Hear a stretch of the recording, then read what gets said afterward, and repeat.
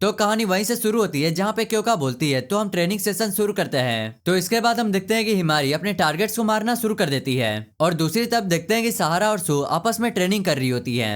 और तीसरी तरफ हम देखते हैं कि एक लड़की नी के साथ योगा कर रही होती है और इधर हम देखते हैं कि ये तीनों बॉडी स्ट्रेच कर रहे होते हैं। तभी क्योका यामाओ से बोलती है तुम थोड़ा सीरियस होके करो। यामाओ बोलती है मैं पहले से ही सीरियस हूँ और वैसे क्या वो छोटा स्लेब हमारे साथ आएगा। क्योका बोलती है उसे ड्रम की जिम्मेवारी संभालनी है।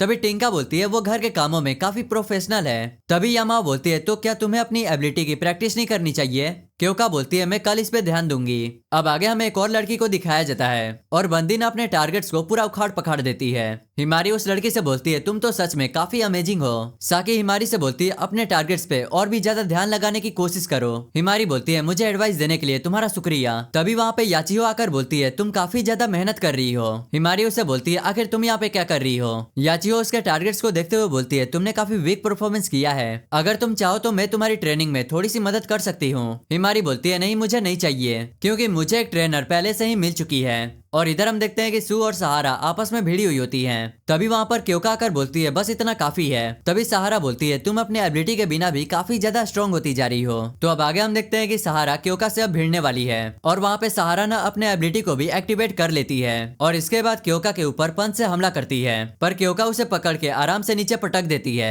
तभी बाहर अचानक से ब्लास्ट होता है और हम देखते हैं कि ये कोई और नहीं टिंका और टमाओ ट्रेनिंग कर रही होती है और बार बार टिंका ना पोर्टल खोल के उसके ऊपर हमला करने की कोशिश कर रही होती है बट यामाओ एक जगह पर आकर फंस जाती है। पर तभी यामाओ वाइंड मैजिक का इस्तेमाल करके हवा में उड़ जाती है। आगे यामाओ बोलती है तुमने तो सच में मुझे चौंका दिया था। टिंका बोलती है लेकिन मैं अभी उतना तेज नहीं थी। फिर से वहाँ पे याकुमो अपने वाइंड मैजिक का इस्तेमाल करती है और टिंका भी अपने बहुत सारे पोर्टल को खोल देती है। तो अब नेक्स्ट सीन में हम देखते हैं कि वे दोनों घर आते हैं। ने बोलती है तुम दोनों ठीक तो हो ना। तभी वो लड़की बोलती है तुम दोनों को काफी चोट लगी है, चलो मेरे साथ आओ। याकुमो बोलती है नहीं पहले हमें नहाना है। तभी वो लड़की बोलती है क्या तुम चाहते हो कि तुम्हारे चेहरे पे दाग पड़ जाए। तो अब इसके बाद हम देखते हैं कि वे सभी एक अंडे से बाहर आते हैं। काइको बोलती है अब मुझे लगता है कि तुम लोगों की चोटें हील हो जानी चाहिए। हिमारी बोलती है इसके लिए तुम्हारा बहुत बहुत शुक्रिया। तभी सू बोलती है वैसे कमांडर्स लोग कहाँ हैं। काइको हंसते हुए बोलती है वो किसी गड़बड़ी को मिटाने के लिए गए हैं। याचियो बोलती है तो यही मौका है हमें नहाने का। तभी काइको ने से बोलती है क्या हुआ। ने बोलती है मैं तुम्हारी एबिलिटी से थोड़ा जलन महसूस कर रही थी, काश मैं भी इंजर्ड को थोड़ा ठीक कर पाती।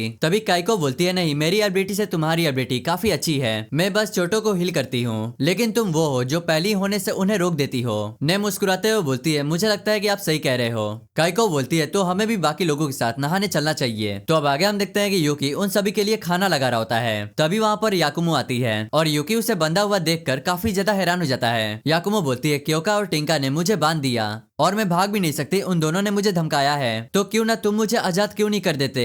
यूकी बोलता है मुझे माफ करना, मैं ऐसा नहीं कर सकता। यामाओ बोलती है तुम तो सच में काफी लॉयल निकले। बट याकुमो काफी आसानी से उस रस्सी को खोल लेती है। आगे याकुमो बोलती है चलो आपस में थोड़ा बातचीत करते हैं। तभी याकुमो बोलती है मुझे तुमसे कुछ पूछना है। और तभी वो उसके कान में बोलती है क्या तुम हर रात कमांडर के हर टेंशन को दूर करते हो। और ये सुन के यूकी वहां पे ब्लश करने लग जाता है। यूकी बोलता है नहीं जैसा तुम सोच रही हो ऐसा कुछ भी नहीं है। याकुमो बोलती है क्या सच में। तभी याकुमो उसे टच करते हुए बोलती है मैं सोचती रहती हूँ कि आखिर लड़के कैसे होते हैं। यूकी बोलता है क्या आपके पास कोई पार्टनर नहीं है क्या। याकुमो बोलती है नहीं हम हमेशा बिजी रहते हैं। बट तभी यूकी दूर हटते हुए बोलता है तुमने सब में से मुझे क्यों चुना। यामाओ बोलती है क्योंकि उनके पास ताकत ना होना यही मेरे लिए काफी बुरा लगता है, पर तुम उन लोगों से काफी ज्यादा अच्छे हो, मतलब कि तुम मुझे छोटे भाई जैसा एहसास दिलाते हो। यूकी बोलता है क्या तुम्हारे भी भाई बहन है। यामाओ बोलती है हाँ तुमने सही कहा और उन्हीं के लिए मैंने डीमन डिफेंस फोर्स ज्वाइन किया है। तभी यामाओ बोलती है अब वे लोग आ रहे हैं, मुझे अब जाना होगा। तो अब नेक्स्ट सीन में हम देखते हैं कि टिंका की टीम वहां से जा रही होती है। तभी यूकी बोलता है हम जिन स्क्वाड के साथ ट्रेनिंग कर रहे हैं वो बदलती रहेगी। यामाओ बोलती है हाँ तुमने सही कहा। क्योका बोलती है हमें एक टीम की तरह काम करना आना चाहिए। तो क्योका बोलती है तो सबसे पहले हम तलवारबाजी करेंगे। याकुमो बोलती है नहीं मैं पहले तुम्हारी स्लेव एबिलिटी को देखूंगी। क्योका बोलती है पर तुम्हें पता है ना इसमें रिवॉर्ड भी देना होता है और रिवॉर्ड कहाँ तक जा सकता है मुझे इसके बारे में नहीं पता।